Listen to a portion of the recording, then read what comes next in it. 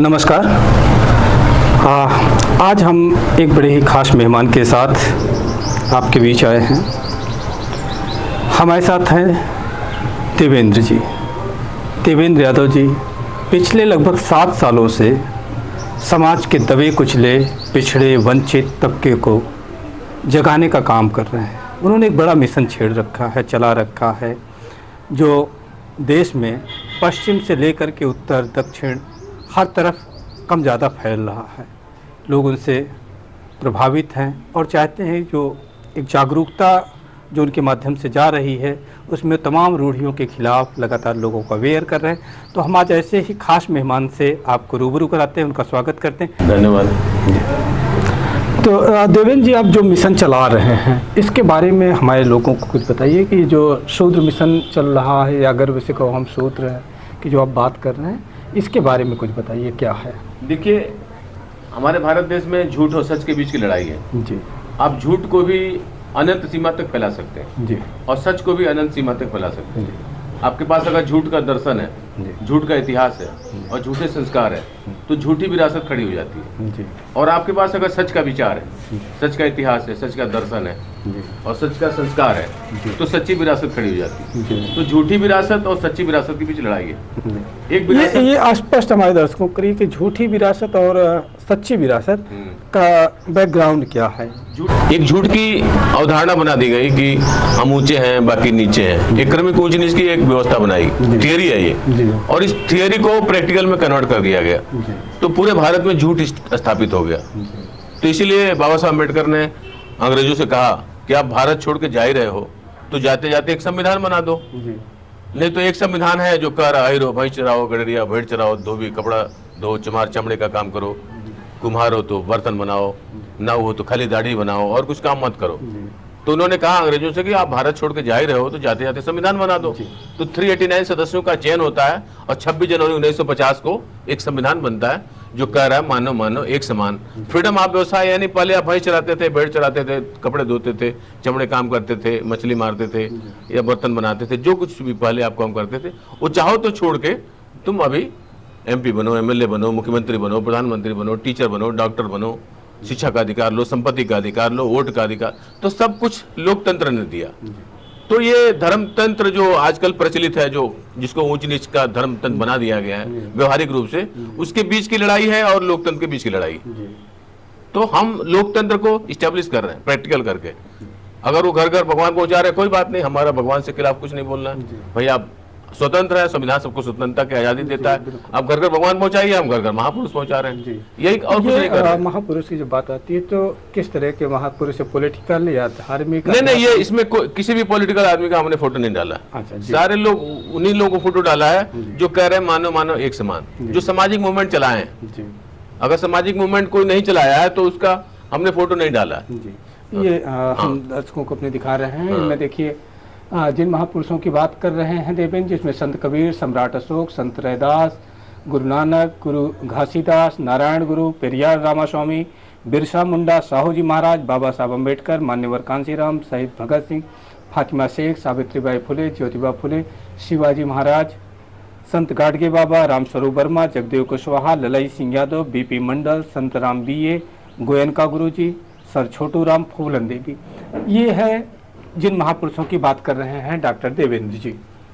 तो देवेंद्र जी, आज भी आज की जो पूरी राजनीति है आपके देश की, पूरी बहुत कुछ जाति पर निर्भर हो गई है।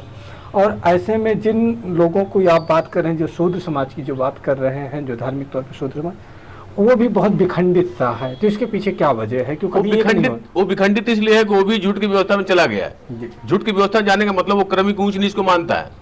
अगर अहिर है तो अहिर को वोट दे रहा है, कोरी है तो कोरी को वोट दे रहा है, कुर्मी है कुर्मी को वोट दे रहा है, हार जा रहा है। तो अगर वो सच की व्यवस्था में रहेगा तो समता का भाव आ जाएगा। जैसे हम कोई कार्यक्रम की शुरुआत ध्यान से करा रहे हैं तो ध्यान ज्ञान की बात करता है और ज्ञान एक ही है, मानव मानव एक समान।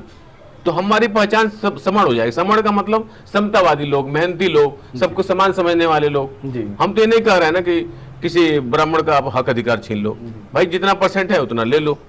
तो समतावादी आदमी कभी किसी का नुकसान नहीं करता है। नुकसान कौन करता है? जो झूठ की व्यवस्था में, अगर हमारा भी आदमी राजनीति चला गया गलती से, अगर वो झूठ की व्यवस्था में है तो वो पूरे व्यवस्था में मतलब आपका संविधान लोकतांत्रिक ढांचा लागू होने के बावजूद भी पूरे वर्चस्व समाज पूरे सिस्टम पर ब्राह्मणों का रहा। तो ब्राह्मणवाद से आज जब लगभग 75 साल हो गए हैं, तो आज किस तरह का खतरा दिख रहा है आपको बाकी सामाजिकता पर?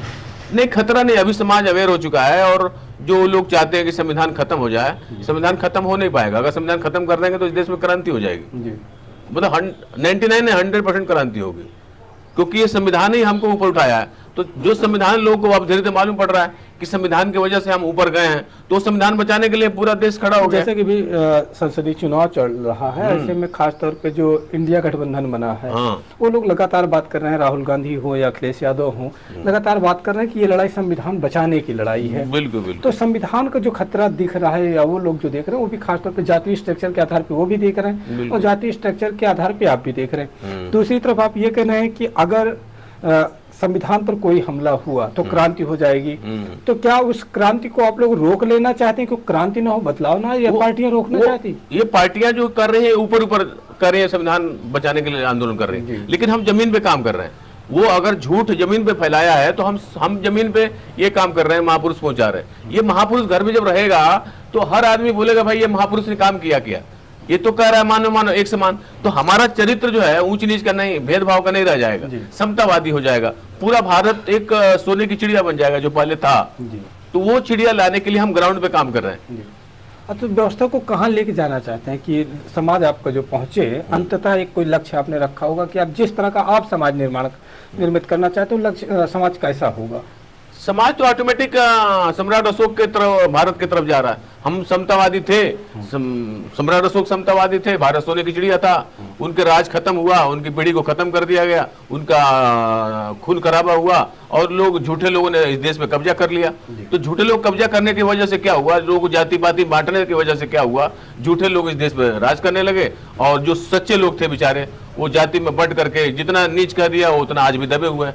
अब किसी को गधा गधा गधा कहिए 3 बार तो तीसरी बार कहता हम गधा ही रहेंगे। हमारा समाज गधा बन गया।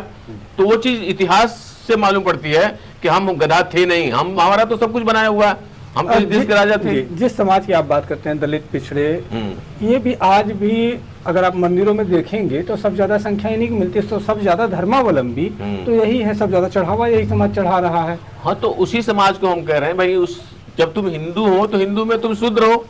जैसे हम रेलवे में थे तो हमसे आदमी पूछता था रेलवे में क्या हो, तो हम बताते थे हम रेलवे में क्लास 3 है, परीक्षा दे क्लास 2 बन जाएंगे, परीक्षा दे क्लास 1। तो वो रेलवे संविधान के दायरे में है, इसलिए हमारा प्रमोशन होता है। लेकिन जैसे हम धर्म की बात करते हैं, हम हिंदू धर्म में है, तो हिंदू में लोग कहते हैं भैया हिंदू में कौन सा हो, ऊपर वाला हो कि नीचे वाला हो। तो हमको बताना पड़ता है कि भैया हम नीचे वाले हैं, और नीचे वाले हैं तो ऊपर नहीं जा सकते। तो हम लोगों को यही समझा रहे हैं कि धर्म में तुम नीचे वाले हो, तो धर्म ने तुमको दिया क्या? धर्म तो तुमको नीचता दे रहा है। हम मंदिर जा रहे हैं, हमको पुजारी भी नहीं बना रहे हो, तो हमारे लिए वहाँ क्या है? घंटा, और उन लोगों के लिए दान पेटी है। तो हम भैया वहाँ जब कुछ हमको मिल ही नहीं रहा है, नीचता मिल रही है, घंटा मिल रहा है, तो हम क्यों जाएं? अच्छा, जैसे कई बार जो ईश्वरीय जातियों की बात आती है तो खासतौर पे एक नायक आपको कृष्ण मिलते हैं। कृष्ण आपकी पिछड़ी जाति से आते हैं, चरवाहे के रूप में या यादव जाति, तो वो भी हिंदू भगवान के तौर पर स्थापित हो, तो उनको किस रूप में देख रहे हैं आप लोग? हम देखिए, हम जो चीज इतिहास हम पढ़े हैं, जो रियल में जो आपको जमीन धरातल में मिलता है, जमीन खोदिए तो बुद्ध मिलते हैं। जो आर्कियोलॉजी डिपार्टमेंट है जो प्रूफ कर दिया है कि ये महापुरुष थे। हमको कोई प्रूफ कर देगा कृष्ण भगवान थे तो हम कृष्ण भगवान का फोटो डाल देंगे। अगर वो समतावादी थे, समता के लिए आंदोलन चलाया, सबको समान समझे, तो उनका फोटो डाल देंगे। हमको जितना इतिहास ग्राउंड पे मिला, आर्कियोलॉजी डिपार्टमेंट से मिला, उन महापुरुषों का फोटो लगाए हैं। हमने कोई इसमें ऐसा नहीं लगाया कोई कहानी बना दिया और इसमें फोटो डाल दिया। उन्होंने तो मतलब जैसे अगर कृष्ण की बात आती है, जितना हम लोग मिथकों से देखते हैं, तो चरवाहे पहले नंबर पे तो चरवाहे के रूप में वो आते हैं। दूसरे नंबर पे आते हैं जब हस्तिनापुर जाते भी है तो सारथी का काम करते हैं। हाँ, तो हमको अभी कोई चीज सॉलिड प्रूफ नहीं मिलेगा, तो हम लगाते जाएं तो ऐसे लोग कहते जाएंगे कि ये भी एक भगवान है, उसको भी डालो, ये भी एक भगवान है। तो मिथक से नहीं, हमको जो प्रूफ मिलेगा तो हम डालते जाएंगे। तो जैसे इसमें बहुत अब इतने कम है क्या? अगर इतने महापुरुष हमको मिल चुके जो समतावादी हैं, जो कह रहे हैं मानो मानो एक समान, तो हमारे लिए इतना बहुत काफी है। और भी कोई खोज के लाएगा तो देखा जाएगा। हम कहाँ मना कर रहे हैं कि हम किसी को नहीं डालेंगे। तो मतलब इतने नायक जब आप चूज कर रहे हैं, जैसे आप एक तरफ हिंदुत्व की बात करते हैं कि हिंदुत्व का जो आवरण आया वो सबसे पहले उस झंडे को, भगवा झंडे को उठाने वाले शिवाजी, नहीं, ये गलत बताया गया। छत्रपति शिवाजी सबसे पहले उठाने वालों में से हैं। हिंदुत्व की जो नहीं, बात आप आती उनका है, इतिहास में पढ़ा हूँ, और वो तो मानवतावादी थे। और मैम बात देखिए, मानवता दृष्टिकोण अलग है। भगवा झंडा उठाने वाले, गर्व से हिंदू कहने वाले सबसे पहले मराठे शिवाजी थे, छत्रपति शिवाजी महाराज। अगर आप नहीं पढ़े तो इसको फिर आपको पढ़ना चाहिए। उससे पहले वही बेल्ट रही, वही नागपुर से आपका आरएसएस आता है, उसी मराठा पट्टी से हिंदुत्व की सबसे बड़ी जो पाठशाला आई, चाहे वो आपके आरएसएस की हो, गोलवलकर हो, हेडगेवार हो, जो पूरी की पूरी कट्टरता की भगवा की पाठशाला आती है, मराठा उससे आती है। अरे भाई, मुझे ये बताइए, अलग बात अगर- है कि शिवाजी की पत्नी, मैं बता रहा हूँ, मैं शिवाजी की पत्नी जीजाबाई यादव परिवार के थी, देवगिरी के। शिवाजी भी पिछड़ी जाति के थे। इनको इतना अपमानित किया गया कि इनको मुकुट नहीं लगाने दिया गया। जब इनको हुआ राज तिलक हुआ इनका, तो इनको मुकुट नहीं मिला। पहली बार एक दूसरे शेप की इनको मुकुट पहनाया गया। कोई ब्राह्मण नहीं तैयार हुआ। मराठे जो हिंदू थे तो उनका राज तिलक कर देना चाहिए था। इसका मतलब क्या है? बनाए थे, लेकिन बावजूद इसके अखिलेश यादव अगर मंदिर जा रहे हैं, मंदिर धुला जा रहा है, कुर्सी जब मुख्यमंत्री कुर्सी से हट जा रहे हैं, कुर्सी को धुला जा रहा है, तो बताइए दुनिया में इससे बड़ा अपमान क्या होगा?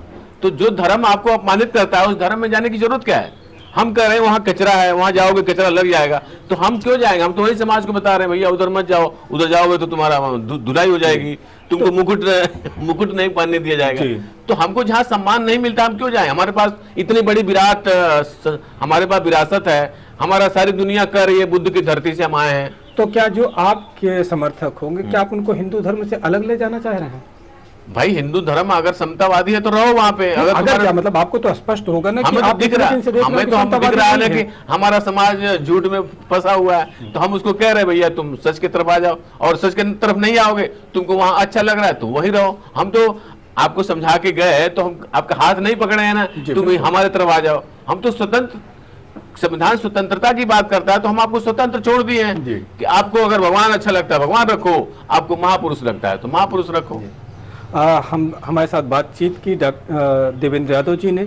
देवेंद्र यादव जी आज के समय में एक बड़े तबके को, जो दलित है, वंचित है या शोषित है, पीड़ित है, खासतौर पे जातीय तौर पे, तो उसको जगाने का काम कर रहे हैं। उन्होंने हमारे साथ बातचीत की, उनका ये आंदोलन सफलीभूत हो, आगे बढ़े। हमें बहुत बहुत शुभकामनाएं। धन्यवाद।